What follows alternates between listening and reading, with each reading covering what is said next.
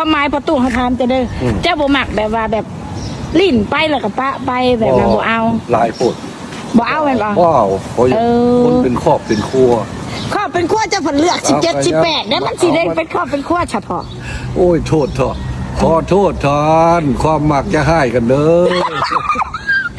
ก็ขอให้ไปตามชีวิตเด้อทอน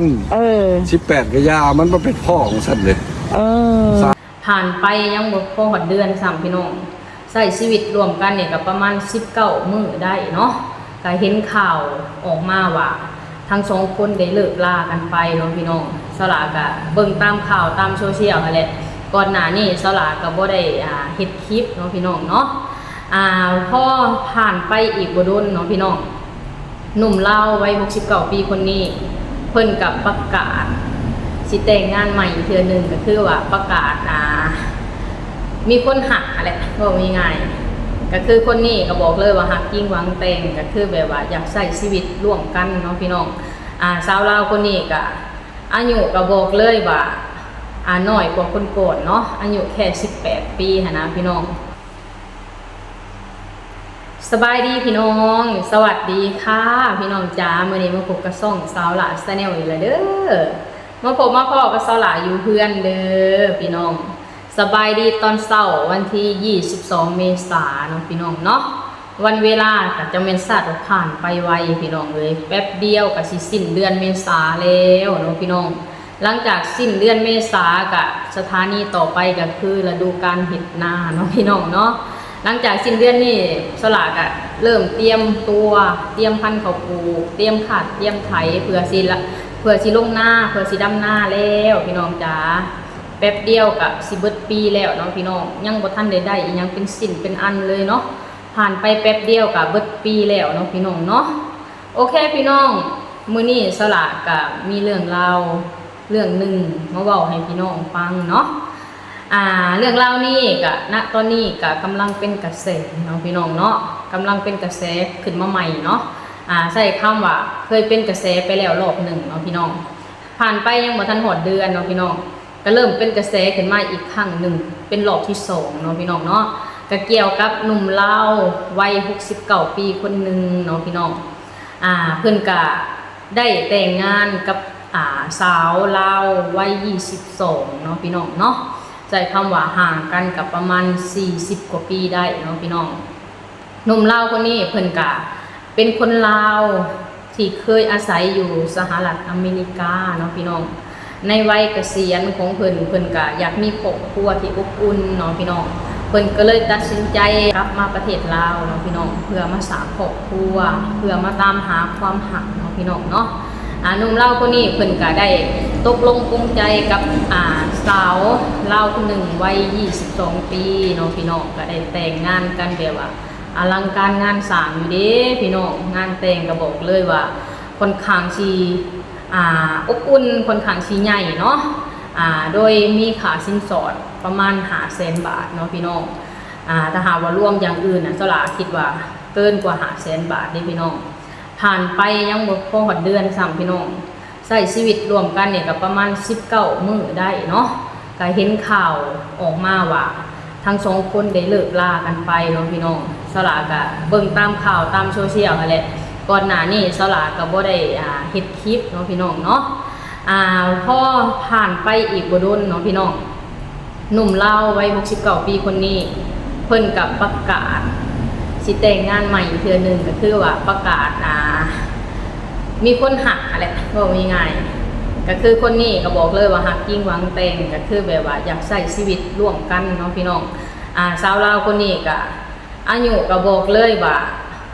น้อยกว่าคนโกรธเนาะอายุแค่18ปีนะพี่น้องบอกเลยว่าเป็นสิ่งที่แบบว่าเฮฮาแล้วก็เป็นกระแสนะตอนนี้เนาะพี่น้องสลาก็เห็นแล้วก็แบบอยากเอามานำเสนอเรื่องราวนี้ต่อเนาะพี่น้องเนาะโอเคพี่น้องเดี๋ยวเราไปฟังคลิปของหนุ่มลาววัย69ปีคนนี้นะว่าเพิ่นสิเว้าแบบใดเนาะพี่น้องเนาะก่อนอื่นเบิร์ดสละก็ต้องขออนุญาตเจ้าของคลิปเด้อขออนุญาตมานำเสนอต่อเนาะพี่น้องเนาะป่ะเดี๋ยวเราไปเบิ่งคลิปกันก่อนเลย แต่ว่าผู้นี้นี่ท่านว่าให้ฟังน้องฟังก็อยากจะออกทริปให้เราพูดจะขึ้นกันคอยหักหลายอยากได้สิ่งที่เด็กมวลมาหันทิมมันจะเอาอ้ายหรืออาชีเลี้ยงสาวลงเฮาผู้เห็นเจ้ามาตั้งแต่ทับอิฐเนาะเจ้ามานี่เด้อเพิ่นมาพักโรงแรมข่อยนี่ข่อยก็เป็นห่วงเพิ่นว่าเพิ่นนี่แหละเพิ่นว่าอยากมาหาเมียอยู่พี่อยากมาแบบว่าสร้างอยู่พี่พอมีแบบว่าผู้เบิ่งผู้แย้งเนาะเฮาก็เฒ่าแล้วแล้วเพิ่นแต่งไปแล้วบ่ได้19มื้อบัดนี้สิแต่งอีกผู้ที่2นี่ก็จักสิได้จักมื้อแต่ข่อยก็แนะนำเพิ่นอยู่ว่าแบบนั้นแบบนี้แต่ว่าเพิ่นว่าขอไปตามโชคชะตาก่อนให้มันไปตามดวงก่อนเพิ่นก็นี่หั่นผู้นี้หั่นบังเอิญละเกี่ยวมามีพระมีเจ้าเฮ็ดให้เกี่ยวมาใส่กันแล้วถามเราก็ว่าเอาเขาก็คิดว่าเราสิเอาแหละค่อยคิดว่าหลายคนบอกว่าอย่าวนกับเราเถอะเขาว่าบ่ได้ซ้ำก็คอยถึงสนิทแล้วหลายคนก็เตือนแล้วแม่นบ่โอ้เตือนแต่ว่าขอไปตามโชคชะตาก่อนสิเอาเรานั่นได้ก็สิเอาเงินเบิดไปแล้วโมง30 บาทนี่สิแต่งไหมตัวนั้นบ่แม่นแต่งตัวนั้นนั่นแต่งแล้วเขาซื้อนี่ซื้อนั่นให้เบิดไปแล้วกระบังเอิญมานี่เขาก็บ่ได้ซื้ออีกที่เรื่องแล้วไปมีตั้งแต่สิมาให้ค่าดองค่าดองเท่าใดบ่มันคือเก่าหั่นล่ะเขาก็ห้องก็คือเก่าหั่นล่ะ$10,000 10,000แล้วก็เฮ็ดกันงานแต่งน้อยบัดนี้น่ะวางแล้วหั่นมันเขาใหม่เฮาเฮ็ดบ่ถึกหลักไปเฮ็ดใหญ่โพดมันกลายบ้านกลายเมืองเขาจับบัดนี้เสียค่าใหม่บ่แม่นน้อยแต่ว่าผู้นี้นี่ท่านว่าให้ฟังน้องฟังก็อยากจะออกทริปให้เราพูดจะขึ้นกันคอยหักหลายอยากได้สิ่งที่เด็กมวลมาหันทิมมันจะเอาอ้ายหรืออาชีเลี้ยงผมล้มอยู่ความล้มน่ะว่าเดี๋ยวนี้ฮะเด้อถามเนาะเอากลับไปปุสภากะว่าสิมาตั้งรักประธานในประเทศลาวนี่ประมาณเท่าไหร่พ่อจนตลอดชีวิตไปพุ่นละแต่ว่าเขาจะถูกตัวไปนี่มันจะโอ้มง3 คนแล้วก็ขึ้นเวียงพุ่นนี่คนอยู่เวียงเชียวคอยเขาบอกท่านเอาเขาค่อยๆมาลงมาตามชีวิตเขาก่อนเถอะเดี๋ยวนี้ผู้ที่2น้องมินตานี่น่ะที่เอาเราหักเราหลายคอยรับเลี้ยงเราแล้วเขาเลยอยู่อเมริกานี่บ่มีห่วงแล้วลูกเต้ากับเขาบ่ห่วงบ่ยังแล้วโอ้เขาใหญ่มาแล้วเขามีครอบมีครัวแล้วนี่เขากับป้าอยู่พุ่นได้5-6 ปีแล้วเขาก็ยังออกเขาก็ห่วงอยู่ก็ห่วงแล้วเขาผู้เป็นลูกเป็นหลานเจ้าเขาก็ยังห่วงบ่แต่ว่าเมียเราอยากได้คืนแต่เขาบ่เอาเป็นหมู่เป็นครูแต่โดนมาแล้วมานี่เขาก็ทิมเราเขาว่าจะมาหาครูก็ลงมาที่เราเห็นเราก็ให้ครูมินตานี่เจ้าแบบว่าความหมายพอตู้เขาถามจะเด้อเจ้าบ่มักแบบว่าแบบลิ้นไปแล้วก็ปะไปแบบนั้นบ่เอาหลายคนบ่เอาแม่นบ่ว้าวคนเป็นครอบเป็นครัวครอบเป็นขั้วจะผลเลือก17 18นั่นมันสิเล่นเป็นครอบเป็นขั้วเฉพาะโอ้ยโทษเถอะขอโทษทอนความมักจะให้กันเด้อก็ขอให้ไปตามชีวิตเด้อทอน18 ก็ยามันเป็นพ่อของฉันเลยนี่แหละพี่น้องอันนี้ก็คือคลิปจากเจ้าตัวเนาะพี่น้องหนุ่มวัย69 ปีก็ยังยืนยันว่าสิตามหาหักแท้นะณตอนนี้ก็ได้คบหาดูใจหรือว่าอนาคตกับสิตกลงปรงใจแต่งงานกับน้องมินตาวัย18 ปีเนาะพี่น้องเนาะเพิ่นบอกว่าหักแห้งเอาไปอามาอย่าคือถือเสน่ห์เขาเพิ่นแหละเพิ่นว่าอยากดูแลอยากอยู่กับคนนี้เนาะคืออย่างที่ผ่านมากได้แต่งงานกับสาวลาววัย22 ปีก็ได้เลิกลากันไปแล้วอีหยังประมาณนี้นะพี่น้องก็มีหลายคนก็มาเตือนเด้ว่าเจ้าบ่ย่านถูกหลอกบ่ย่านเด็กน้อยหลอกเอาเงินเจ้าบ่เพราะเจ้าก็อายุหลายแล้วอีหยังประมาณนี้นะพี่น้องทางหนุ่มลาววัย69 ปีก็ยังยืนยันว่ามันคือความหักนะพี่น้องเพิ่นก็บอกว่าเพิ่นหักเพิ่นว่าประมาณนี้นะพี่น้องในส่วนตัวของฉลาเนาะคำว่าความหักนี่ค่ะมันเป็นเรื่องของคน2 คนเนาะพี่น้องคำว่าอายุกับเป็นสิ่งที่บ่สำคัญเลยเนาะพี่น้องถ้าหากว่าเฮาหักกันจริงนะอายุก็เป็นแค่ตัวเลขเนาะในโลกใบนี้นี่ก็ใช้คำว่าหลายคู่แห้งที่แบบว่าอยู่นำกันได้โดยที่บ่มีปัญหาเรื่องอายุนะบางคนก็ผู้เป็นเมียอายุหลายกว่าบางคนกับผู้เป็นผัวอายุหลายกว่านะพี่น้องคืออย่างเรื่องเล่าของพอตู้วัย69 ปีนี่ก็เป็นกระแสเนาะพี่น้องมันเป็นสิ่งที่แบบว่าฮือฮาเนาะพี่น้องเนาะเพราะว่ามันผ่านโซเชียลดี สละเสือได้ว่าอยู่ในประเทศลาวเนี่ยก็มีอีกหลายผู้แห่งที่แบบว่า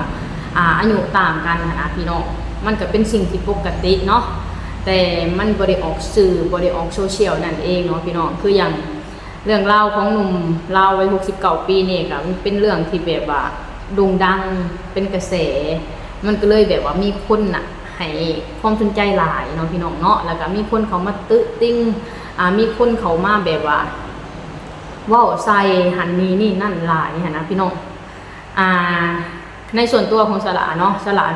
เชื่อว่าความหักเป็นสิ่งที่สวยงามเนาะพี่น้องบ่ว่าสิกับไผก็ตามนะพี่น้องถ้าหากว่าเฮาอยู่กันแล้วเฮามีความเข้าใจกันเฮาอยู่กันแล้วแหละเฮาสามารถประคองชีวิตคู่กันไปได้ก็มันก็บ่เป็นหยังเนาะพี่น้องเนาะถึงสิมีเมียเด็กน้อยก็ดีแหละยามเฮาเจ็บไข้ได้ป่วยเฮาก็สิได้มีคนดูแลนะพี่น้องคืออย่างคนที่เป็นเด็กน้อยก็มีผัวเป็นผู้เฒ่าก็ดีอีกแบบนึงก็สิได้แบบว่าสอนกันไปในตัวนะพี่น้องมีผัวที่แบบว่ามีความคิดความอ่านที่ดีกว่าก็สิได้แนะนำสิได้บอกผู้เป็นเด็กน้อยแบบให้ฮู้ให้ทันโลกนะพี่น้องถ้าหากเฮามองเป็นแง่ดีมันก็ดีเด้พี่น้องถ้าเฮามองเป็นแง่ลบก็คือว่าหั่นแหละพี่น้องเฮาก็ให้เขาเป็นคนตัดสินใจซะคำว่าความหักเป็นคนเป็นเรื่องของคน2คนเนาะพี่น้องคืออย่างเฮาเนี่ยก็เป็นสื่อโซเชียลเนาะพี่น้องเนาะเฮาก็เบิ่งได้แต่ก็อย่าไปตัดสินแทนเขาเนาะอย่าไปตัดสินแทนเขาซะให้คำแนะนำได้ให้คำอันนี้ได้นะแต่เฮาอย่าไปแบบว่าแนวใดสร้างความเล่าช้านนะพี่น้องนี่แหละพี่น้องสลาก็เห็นคลิปแล้วก็อยากมานำเสนอแล้วก็อยากบอกในมุมมองของสลาเนาะคืออย่างสลาบอกค่ะเลยคำว่าความหักเป็นสิ่งสวยงามเนาะพี่น้องคน2คนอยู่นำกันได้อายุสิต่างกันหลายเป็นไหนก็บ่สำคัญเนาะพี่น้องเนาะมันอยู่ที่ว่าเฮาหักและหวังดีสำคัญขนาดใดเนาะพี่น้องส่วนเรื่องที่ว่าย่านเด็กน้อยมาหลอกเอาเงินซื่อๆอันนี้ก็มันเป็นเรื่องที่แบบว่าเป็นเรื่องของอนาคตซ้ำเป็นเรื่องสิปราศจากบ่ได้เนาะพี่น้องเนาะเพราะว่าคำว่าจิตใจของคนเนี่ยมันยากที่ย่ำถึงนะพี่น้องสลากาขอกล้วยไส้ให้พรให้หนุ่มเล่าไว้69 ปีคนนี้สมหวังในความหักเนาะพี่น้องเนาะขอให้ความหักนำทางขอให้ความดีนำทางให้พบเจอแต่สิ่งดีๆแล้วก็ขอให้พบเจอหักแท้เนาะพี่น้องเนาะโอเคพี่น้องสำหรับคลิปนี้สลากับสิขอจบคลิปสำนี้ก่อนเด้อก็ให้พี่น้องทุกคนกดไลค์กดแชร์กดติดตามสลานี่เด้อสบายดีสวัสดีค่ะ